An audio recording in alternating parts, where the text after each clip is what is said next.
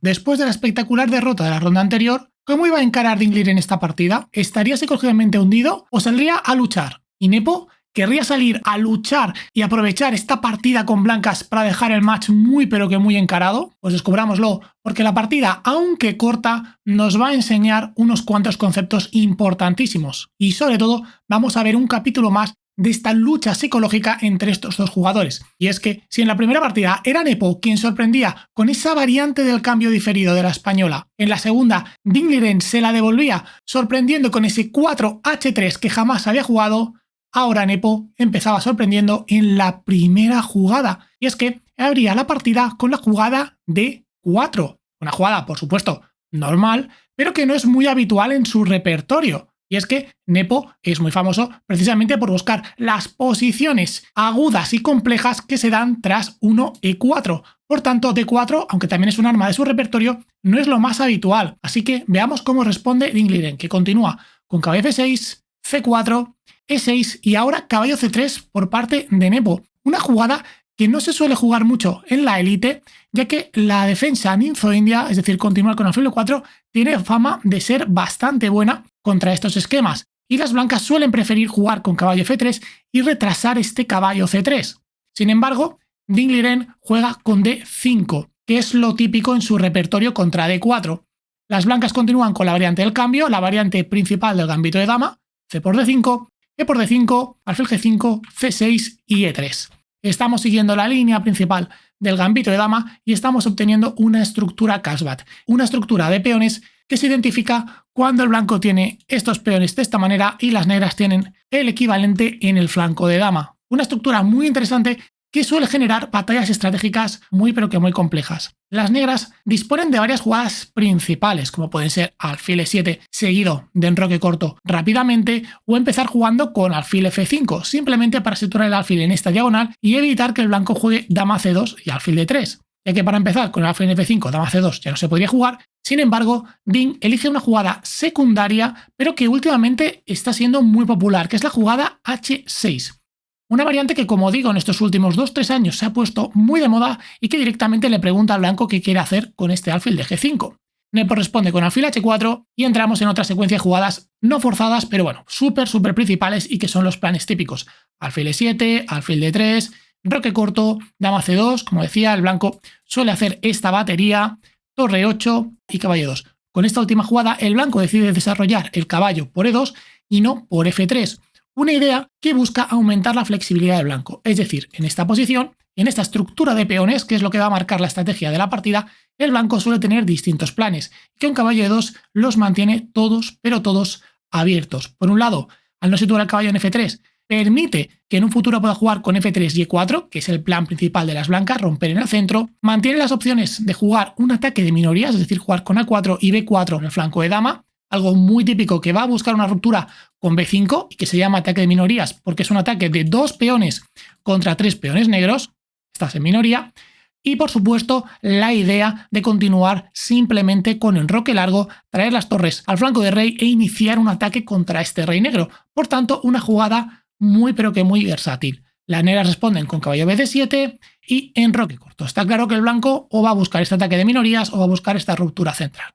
De momento, Ding se anticipa y juega A5, una jugada que evita principalmente este plan de expansión en el flanco de dama. Nepo responde con A3 para quizá en un futuro plantear ese B4 y caballo H5 de Dingliren. Otra jugada muy pero que muy típica en esta estructura. Y es que si el blanco tiene estos planes, el plan principal de las negras es buscar un bloqueo en la casilla de E4.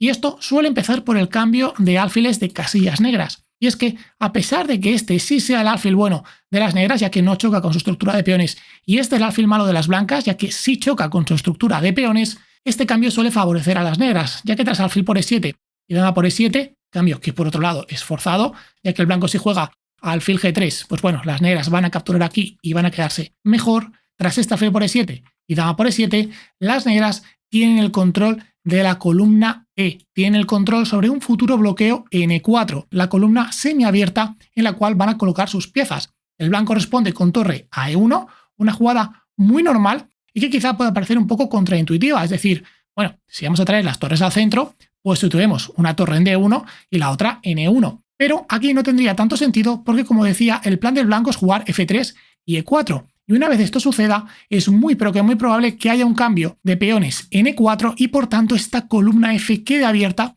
para la torre de F1 y por tanto tener las torres situadas en E1 controlando esta columna y en F1 poniendo presión en el roque negro es lo ideal. Por tanto, la torre que hay que traer al centro es la torre de A. Las negras continúan con caballo F8, también una jugada súper lógica y que curiosamente busca evitar este plan de F3 y E4. ¿Cómo? Ahora te lo enseño. Las blancas continúan con caballo C1 y ¿cuál es la idea de esta jugada tan curiosa? Bueno, aparte de mejorar ligeramente la posición del caballo, ya que podríamos decir que, bueno, desde esta casilla el blanco quizá en un futuro pueda ir con el caballo a B3 y a C5, sobre todo lo que está haciendo es anticiparse a este F3 y E4, liberando la posición de la torre de E1 para que defienda E3, ya que si en la posición anterior el blanco empezaba su plan de F3, vemos rápidamente que el peón de E3 caería. Por tanto, ahora tras caballo C1, F3 y E4 sí es una amenaza, ya que el peón está defendido. Las negras continúan con caballo F6, mejorando la posición de su peor pieza, el caballo de H5, que aquí ya había hecho su función, forzar este cambio de alfiles para traer la dama a E7 y F3, completando el plan del blanco de continuar con este E4. Y ahora caballo E6, el plan final que iniciamos con caballo F8. Básicamente el caballo viene a F8 para venir a E6. Y ahora la idea es evitar E4 de una manera muy interesante, buscando que cuando este peón avance y deje de defender el peón de D4, las negras puedan capturarlo. Por tanto, el blanco ahora no puede hacer E4 y tiene que hacer algo para defenderlo. Y Nepo lo hace con la jugada caballo 1 a E2. Una jugada que puede parecer muy curiosa. Es decir, si miramos las últimas 3 jugadas de Nepo, han sido caballo C1, F3 y caballo E2. Es decir, ha movido 2 veces el caballo.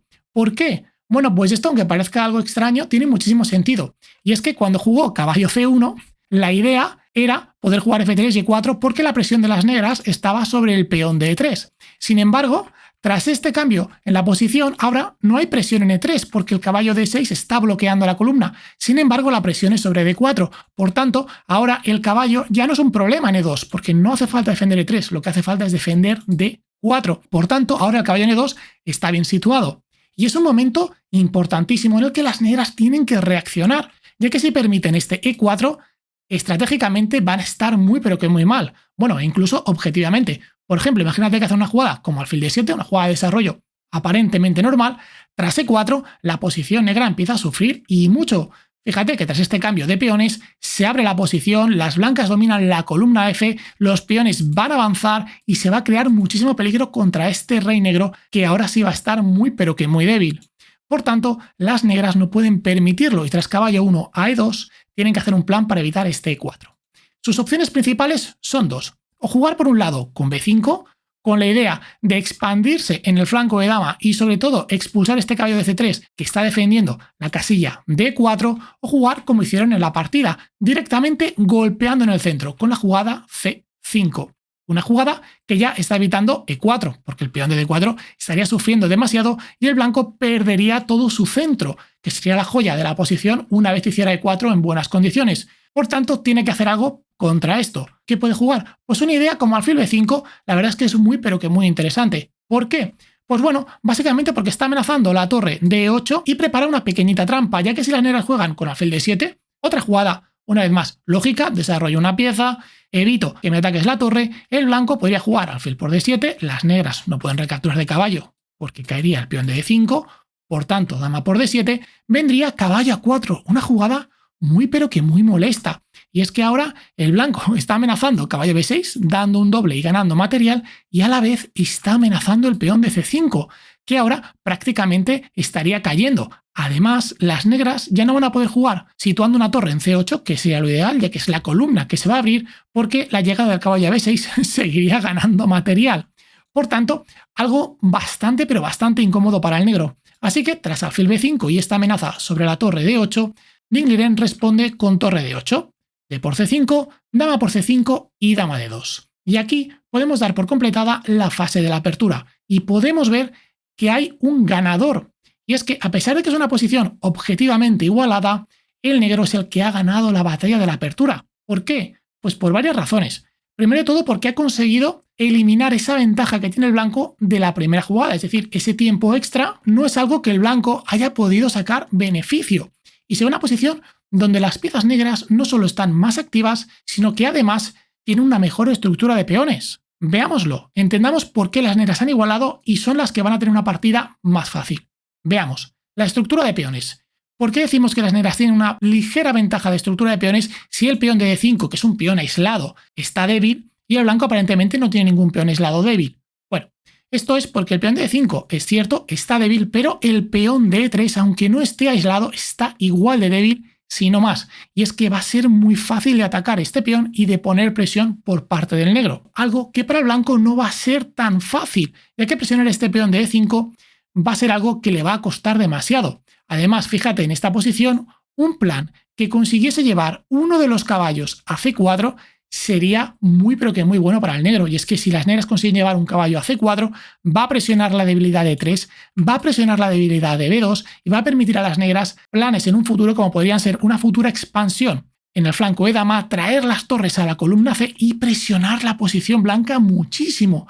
Por tanto, sería algo muy sencillo de jugar y que pondría problemas al blanco. Y por el otro lado, el blanco se ha quedado sin planes. Fíjate, los planes que habíamos hablado de la estructura de peones al principio. Expansión en el flanco de dama con ataque de minorías. Este plan ya no es posible. Jugar con enroque en largo. Bueno, nos hemos enrocado en corto, por tanto no hace falta ni comentarlo. Y por último, hacer esta expansión en el centro con F3 y E4, algo que ahora parece prácticamente imposible, ya que es el negro quien domina el centro. Es decir, estamos en una situación donde el negro está más activo, el blanco carece de planes y encima con las piezas negras tenemos a Ding Liren, un maestro en este tipo de posiciones. Y es que fíjate qué jugada hace.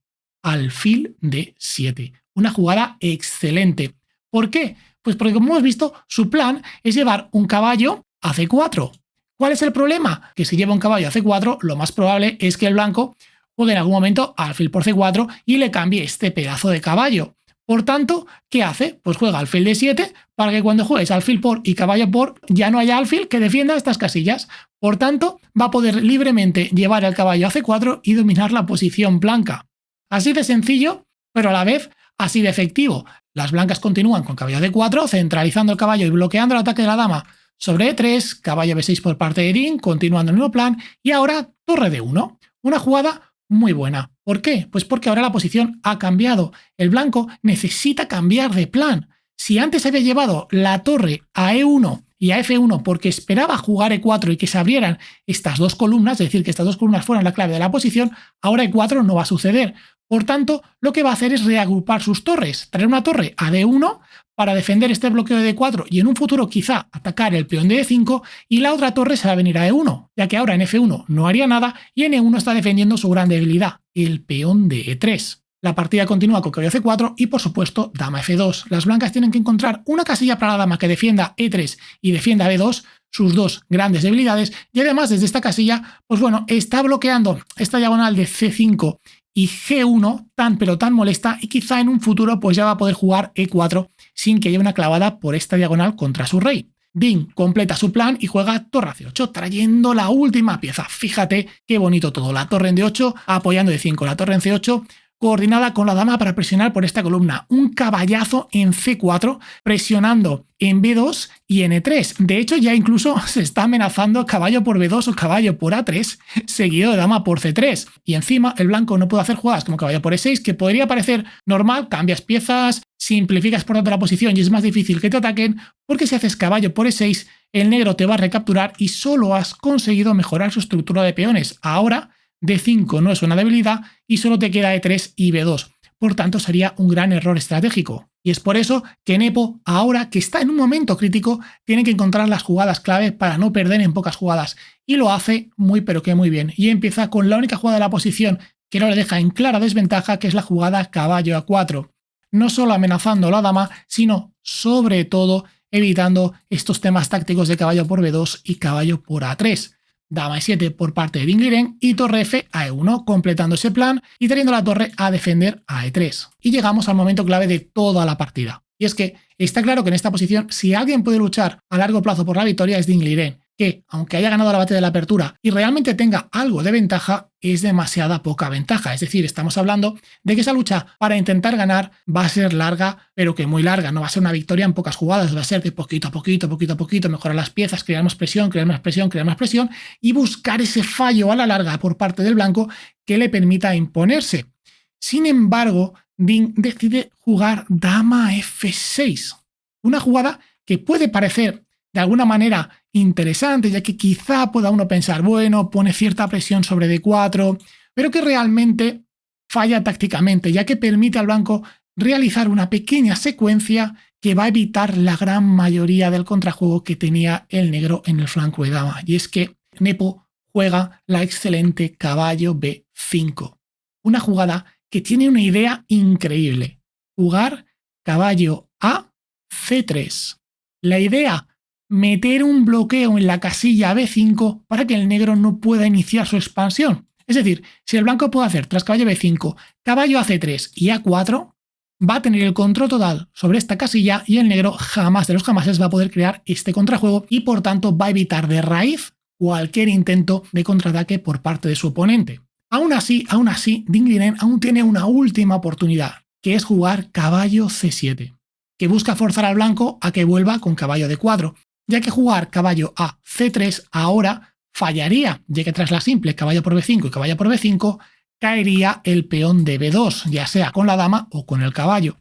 Por tanto, tras este caballo c7, el blanco continúa con caballo d4.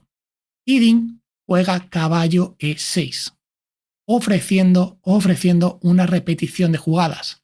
Y es que, como digo, esta era su última oportunidad, ya que tras caballo d4 podía intentar jugar con b5 y buscar ese contrajuego, forzar a caballo c3, quizá algún b4, quizá jugar algún torre b8 primero para meter más presión, en fin, generar ese contrajuego que tanto necesitaba. Sin embargo, tras este caballo 6, lo que está haciendo es invitar al blanco a una triple repetición, es decir, que continúe con caballo b5, caballo c7, caballo d4 y caballo 6, repitiendo la misma posición 3 veces en la partida y por tanto obteniendo unas tablas inmediatamente. La verdad, una pequeña victoria para cada jugador.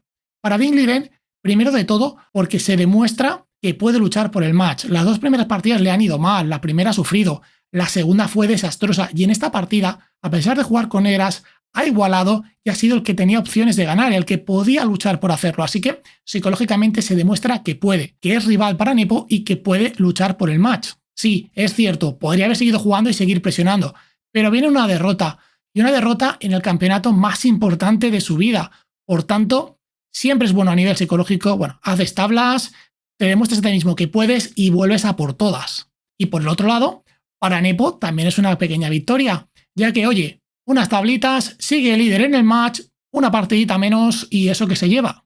Así que a mí, personalmente, aunque quizás sea una opinión, bueno, pues quizá no muy popular, creo que Ding Liren pues ha hecho bien en hacer estas tablas, en psicológicamente pegarse un reset, demostrar que puede y continuar con la lucha. Pero tú, ¿qué opinas? ¿Crees que realmente Ding Liren ha hecho bien consiguiendo estas tablas o crees que con esta posición debería de haber luchado sí o sí? Déjame un comentario haciéndomelo saber, que me interesa y quiero leerlo. Un saludo y nos vemos en el siguiente vídeo.